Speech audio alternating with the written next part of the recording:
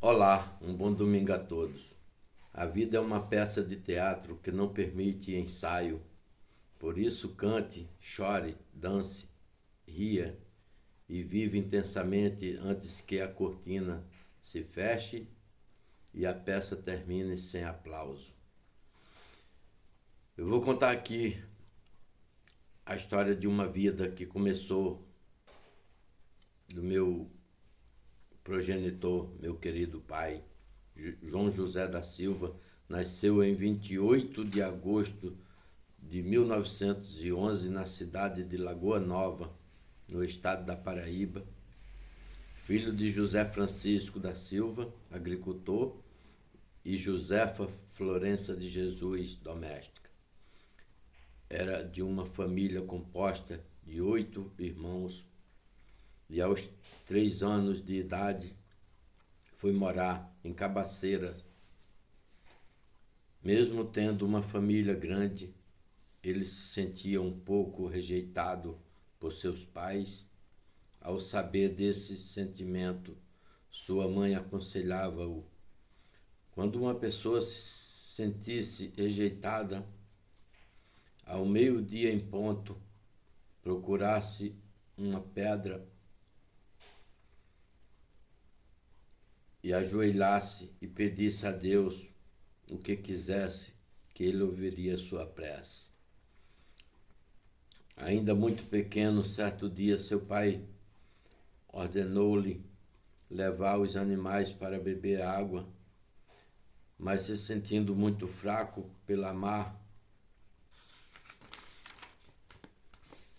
alimentação, ajoelhou-se em cima de uma pedra áspera e fez a seguinte oração: Senhor Deus, eu vos adoro, não ao Deus que os homens adoram, mas ao Deus que criou o céu, o mar e a terra.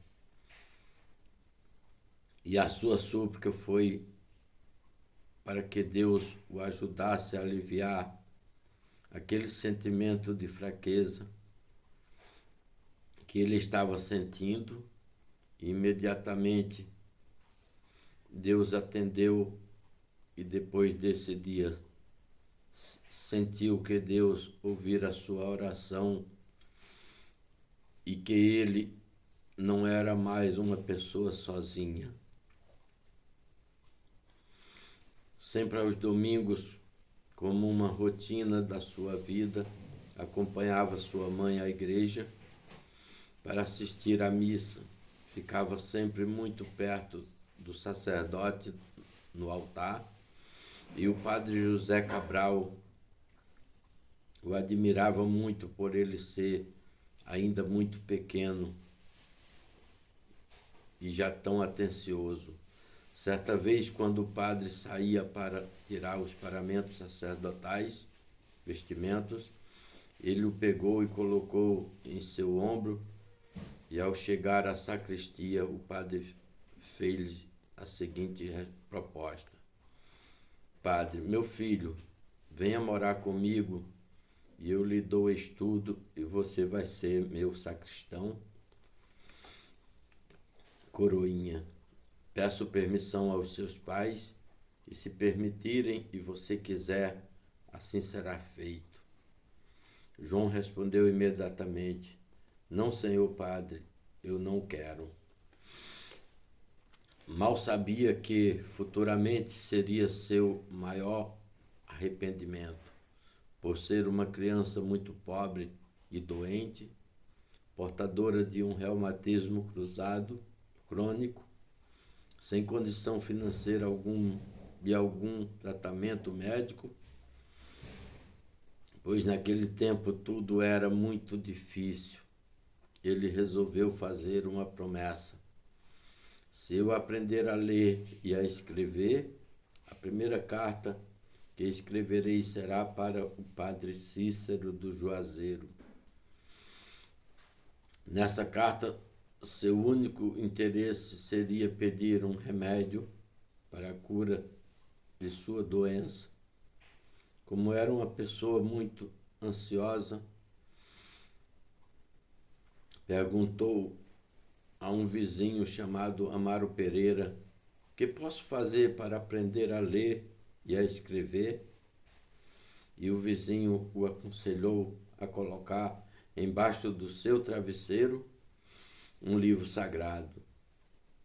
E assim João o fez, pegou o único livro sagrado que seu pai possuía em casa, cujo título era O Novo Mês de Maria, e o colocou embaixo do seu travesseiro.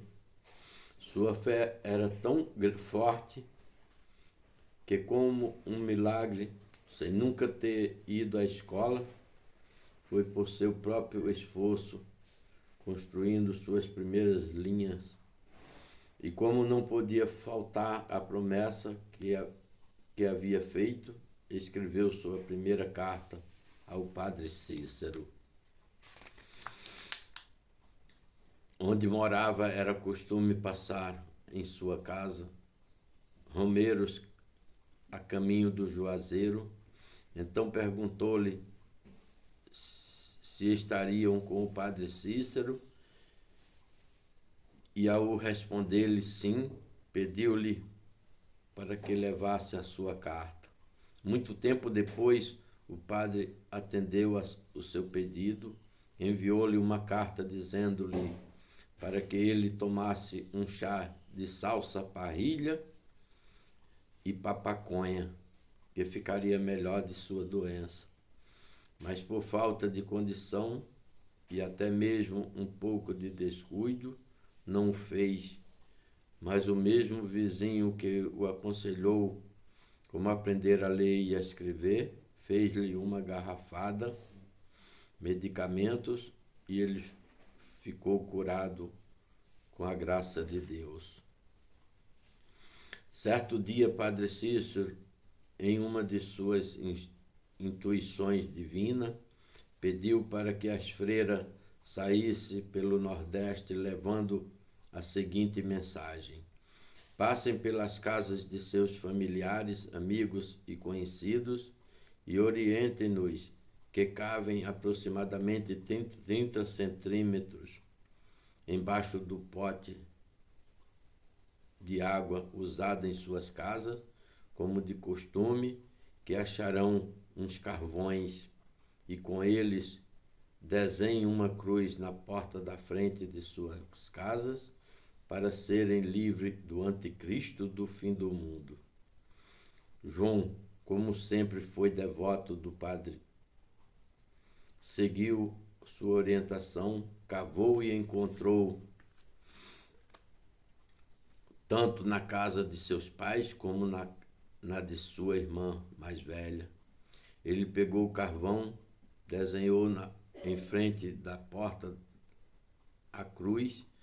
Passaram-se muitos anos, nem o tempo, o sol ou chuva apagaram aquela cruz de carvão feita por ele.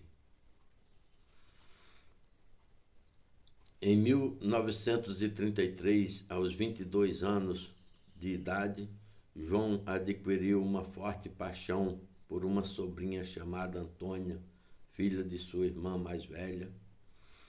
Por esse motivo, procurou o padre João Honório e, em confissão, contou-lhe sua história e pediu-lhe seu consentimento para o casamento. Mas o padre não gostou e não permitiu o casamento, alegando que a igreja era contra o casamento de tio com sobrinha. O padre, ao abrir o sacrário, deu-lhe a comunhão. Imediatamente houve uma transformação da carne. E aquele sentimento que ele sentia acabou, e acatou a ordem do padre, e naquele momento começou a sua conversão.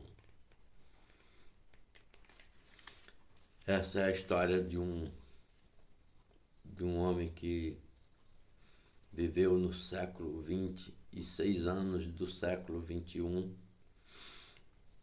e deixou um legado, deixou uma família e deixou para os seus filhos e para os seus a sua vida. E eu, como ele contava para mim, depois de sua morte, com os sentimentos e a falta que eu sentia dele, comecei a escrever a sua biografia.